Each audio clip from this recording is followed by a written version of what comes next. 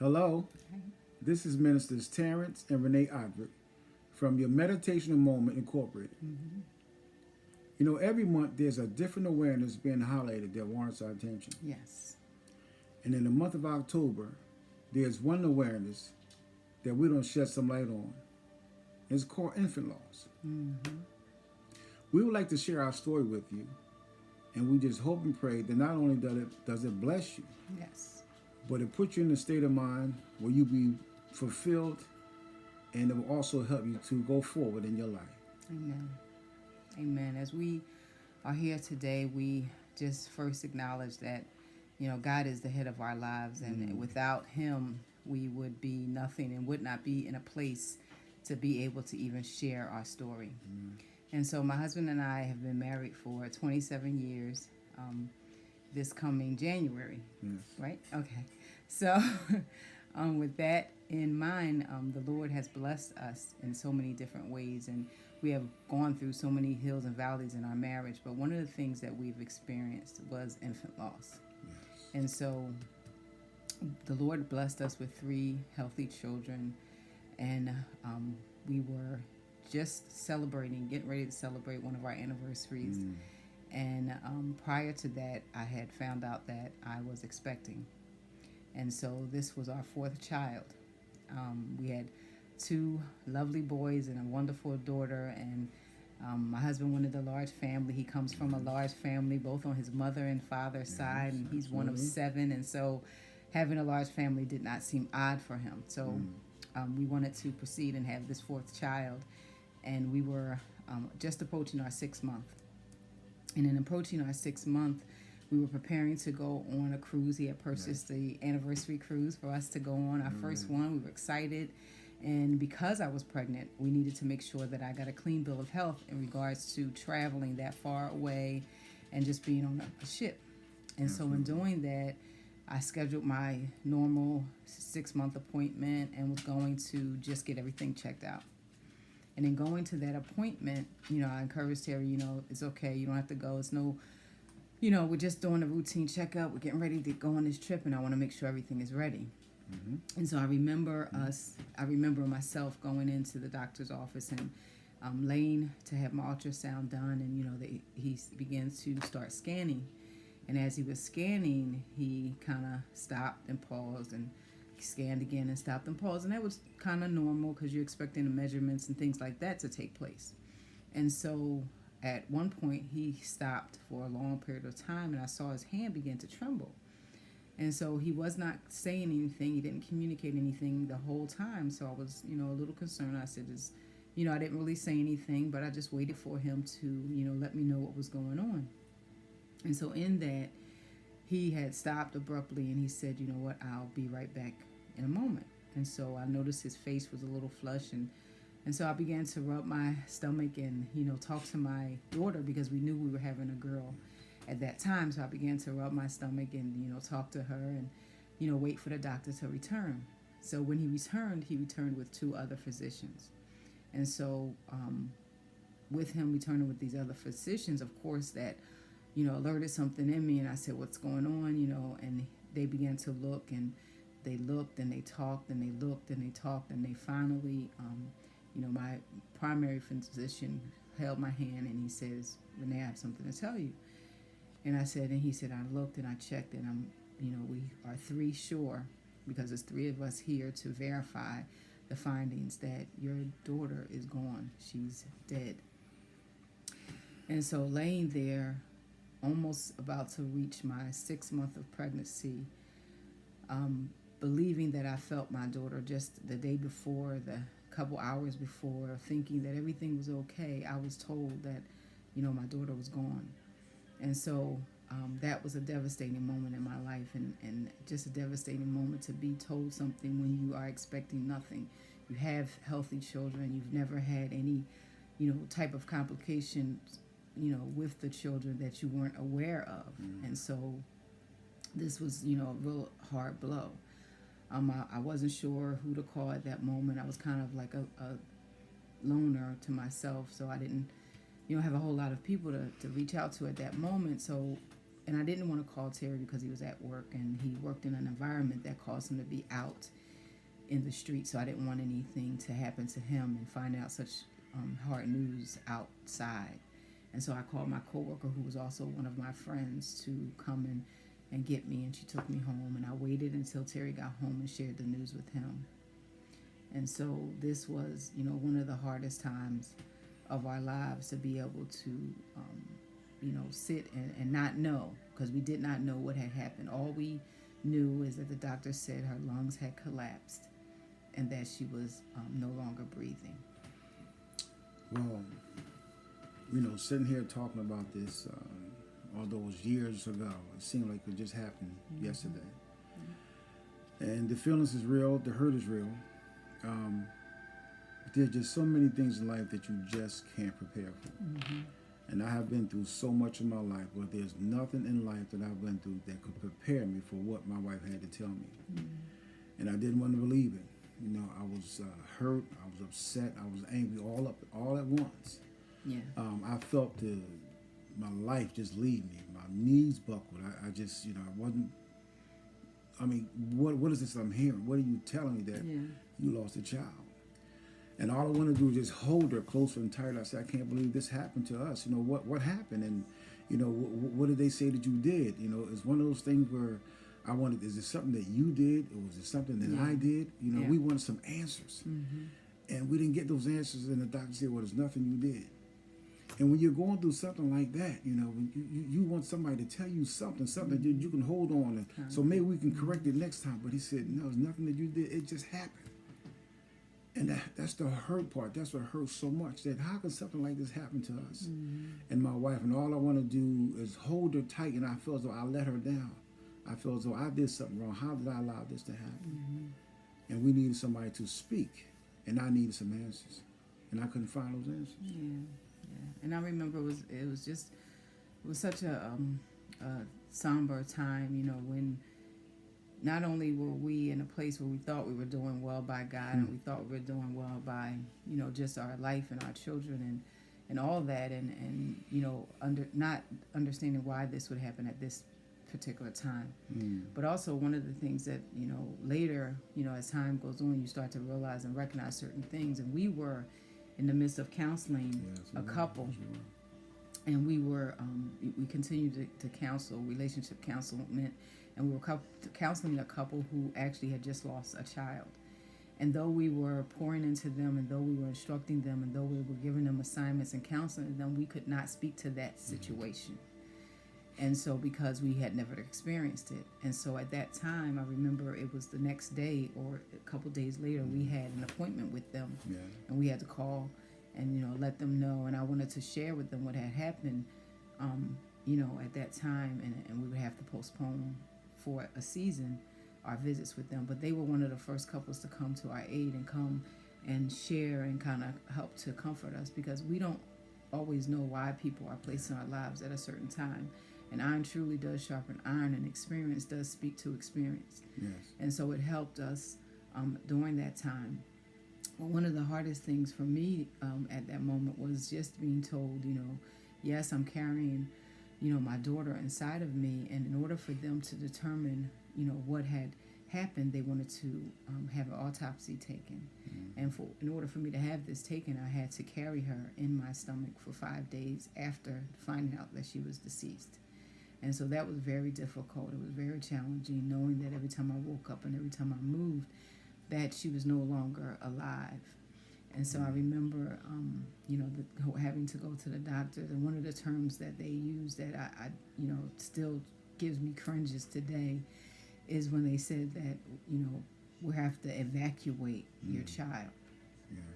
And so that was hard for me to even hear. And I remember even during that time, one of the nurses had said it, and she didn't mean to say it. And it just, took me to another level. But in all of that, just trusting God that, we had to go through the process. And we did find out that it was trisomy 13, which is a disorder that causes the fetus not to fully develop. And so as she was developing, because of the decrease in the chromosomes, it caused her not to be able to fully develop, and her lungs collapsed because her body was growing, but her lungs was not. And all that, just to be able to intake all that and ingest all that was still overwhelming. It was a bit much. You would think, well, you had 3 kids, you had 3 beautiful kids, and this blow shouldn't be as hard, but it was just as hard. Yeah. Losing that child. And the fact that when they said they had to vacuum, all kinds of things are running through your head. You say, this is crazy. This is not even supposed to happen. Yeah. And in the midst of our counseling, as my wife said, all of a sudden the teacher became the student.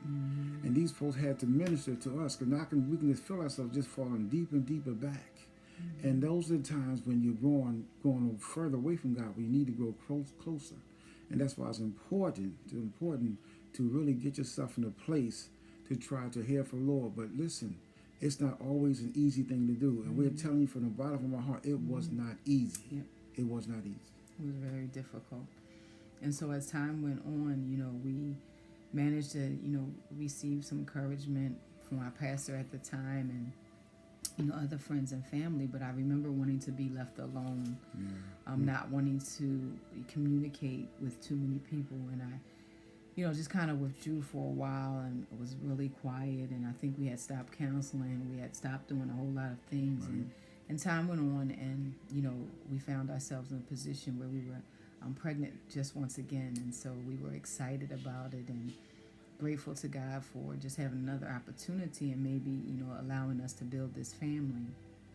And so in the process, the doctors had pretty much assured us that what had happened before may not happen again. It's not likely that it would happen back to back, and just things like that. And so we were pretty confident and pretty okay with going forward with the pregnancy. And I remember it was 3 months in, and we lost the baby.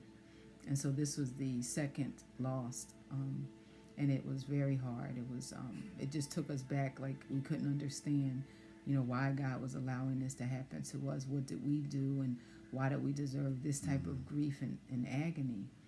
And so, we went through that period, but we still, believed that, God wanted us to continue to grow our family. And, people kept saying, well, why you keep going through this? Why don't you just get on birth control? And, people say all kinds of things and don't know what to say when you're going through. But because of physical issues within myself, I could not take birth control pills. And I did not want to do anything to prevent us from having what the Lord wanted us to have. Yes.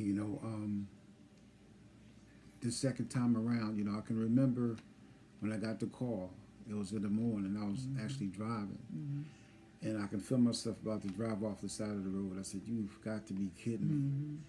And I remember being speechless, not knowing what to say, even how to say it to this person on the end of the line, which is my wife and my queen. But I just sat there for a while, and I just tried to ingest it. And I heard her saying, are you there? Are you there? And I wasn't there mentally. I wasn't there. And I thought to myself, I said that, there's nothing that can be this bad after we lost the first child. But here we were again, the second time. And it is twice as bad. And at this point, I'm done. I'm furious. I'm mad. I'm upset. I don't want no part of this. Lord, why did you do this? What have we done to deserve this? This is ridiculous. This is out of control. And things is really, my head went in the world spin. I found myself being even more withdrawn from everything and everybody. But I had to find some way just to hold it even closer. I said, here we go once again. And at this point, I'm afraid. And I said, listen, we got 3 beautiful kids. Let's pack it in. I'm done. I don't want to see you like this no more. I don't see you on that table no more. Them extracting the fetuses out. I don't want to see it no more. I don't want to see it. And so as time, went on, we, waited and waited, and the Lord allowed us to conceive once again. And so this was child number 6. And so we were believing God that we would be able to carry this child full term. But unfortunately, that was not what happened. We ended up losing this child at 7 weeks. Yes. It was 7 weeks. And I remember having the miscarriage here at home. And it was devastating. I just didn't understand what was going on with my insides that was causing, and it was kind of bewildering, especially since I had three healthy children. I'm just like, did something, cause this inside of my body? I haven't done anything. I didn't ingest anything. I was wondering, is it because of sin? What was going on that was causing all of these, miscarriages? And I found myself depressed and saddened. I remember we had to go to counseling, and I went to support groups and all kinds of things that tried to just help me to get back on track. And I remember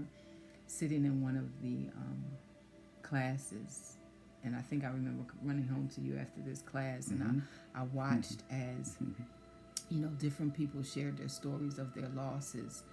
And one thing that I realized in being in that session is that I was saved and I believed God, and though it happened to me, I did know who God was. And the center, or the place where I went for the support group, they didn't acknowledge God as the head over their lives, and they were just really going through different things. And I realized that at that moment that I still had God.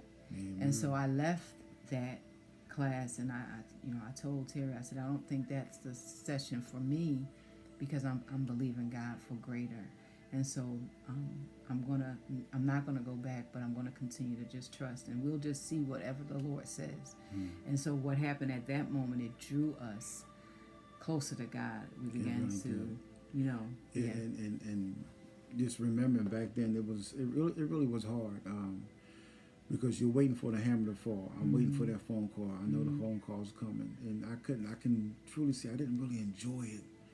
And I said, this is not a place of feeling I want to be. This is my wife. My wife was carrying my child, my sixth child. And I can't really enjoy it because I'm waiting for that one phone call to say I lost a child. And that's no place to be. That's really no place to be. So I really needed to hear from the Lord. And again, that's my wife said, that we grew closer and closer together because we had nobody but each other. But I do remember there were times when I know she needed me, and I wasn't there. I couldn't be there because I say, look, I can't even help myself, let alone help my wife. And that was one of the hardest things for me as a man to deal with. Yes, and then dealing with, we can't discount how each individual deals with grief separately. Though you are a couple, though you want to comfort and console each other, there are still times when I can't speak to his pain and he can't speak to my pain. Absolutely. But God can speak to all pain. He's the comforter of all things. And so we had to really tap in and go in harder and trust God and believe God. And every day got a little better. Every day we got a little stronger. Every day we had a little more hope. Every day we became more one of faith. And so we stopped concerning ourselves with, the not having or the fact that we lost, but we started concerning ourselves with what God had for us next. And what we had. And appreciating what we had. And so we were content and happy and just moving along in the things of the Lord. And lo and behold, the Lord decided that, you know what, I'm going to let you guys try it again. And so our seventh pregnancy, the Lord allowed us to come and deliver a very healthy baby boy. He was born with all his activities and no issues, no concerns. The pregnancy was full term, and is Trent Avery Odrick is here. 14 years later, he is here and doing well. Well, 13 years later, he's not quite 14. Years. He thinks he's 14, but and just goes to show that God is faithful. And for those of you who are out there and are going through several pregnancies and are just believing God, I remember when I was carrying Trent. And this was, again, the seventh child, and it's 7 years from my daughter and him. So it was 7 years that God allowed us to go through all these things in order for him to complete something in us, in order for us to receive the blessing that he had for us. And again, Trent is our seventh child.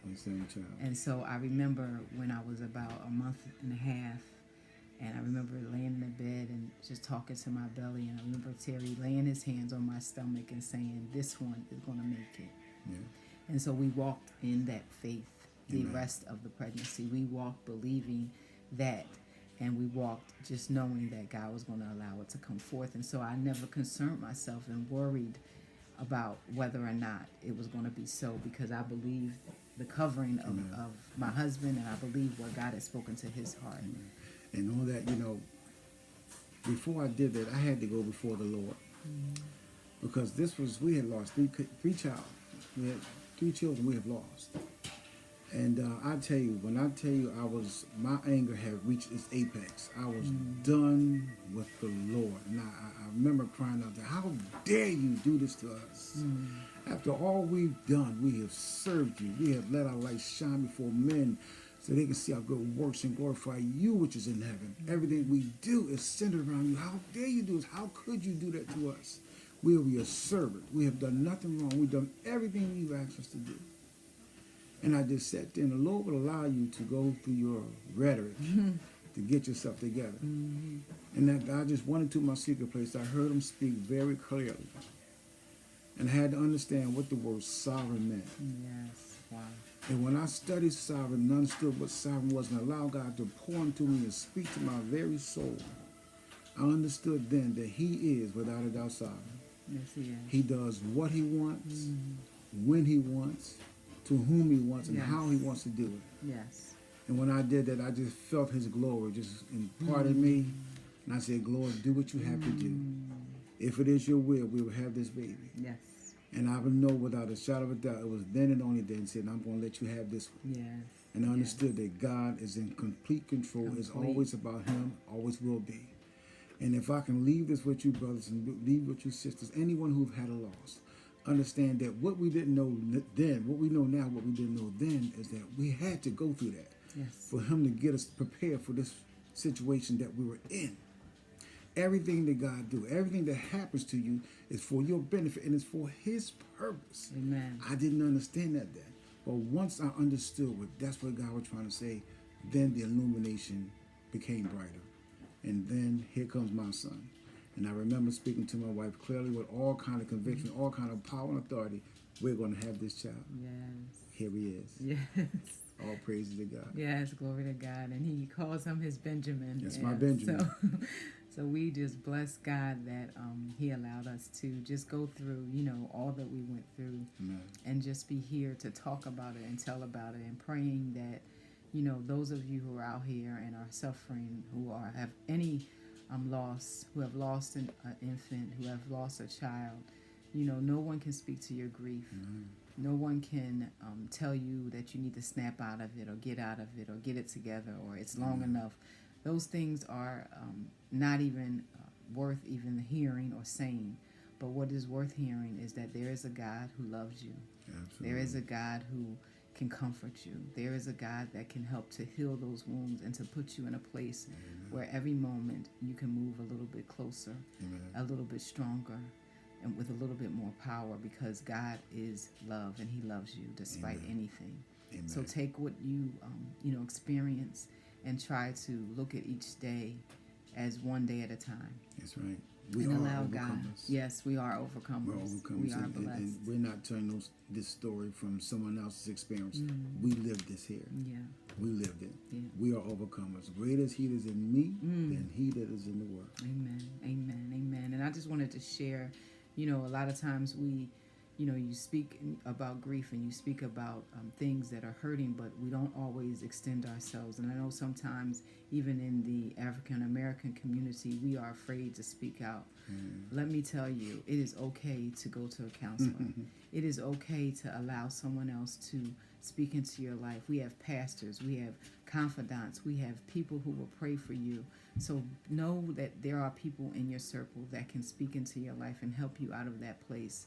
If you find yourself constantly staying alone, constantly, in a place of downtroddenness, not wanting to be around individuals, recognize where you are, that you may be depressed, that grief may have overtaken you in such a place that that's not where the Lord wants you to be. And so I encourage you to reach out. We are counselors, and there are so many counselors out here. And I just want to just share just the name of this book. Is called The Grief Helpline. And it's by Vanessa Blackwell. And this book is a great resource to help you to get through your grief. And it even has a workbook along with it in order to just allow you, if you are a person that may not want to talk to anybody, but just could use a word of encouragement, just could use a word that could help to guide you through your grief and to encourage you through your grief so that each day you get stronger. There are resources out here. So I recommend this resource as one to help you, to encourage you, and to help to get you strengthened. And know that if you need something, if you need someone, that we are always here to pray for you. Amen. We are always here to listen to you. And we are always here believing God for you. Amen. So we just bless God for this opportunity to share, and we thank you for joining us, and we thank you for listening. Thank you so much. The grief and the struggle is real, but God is more real. Amen. Amen. God bless. God bless you.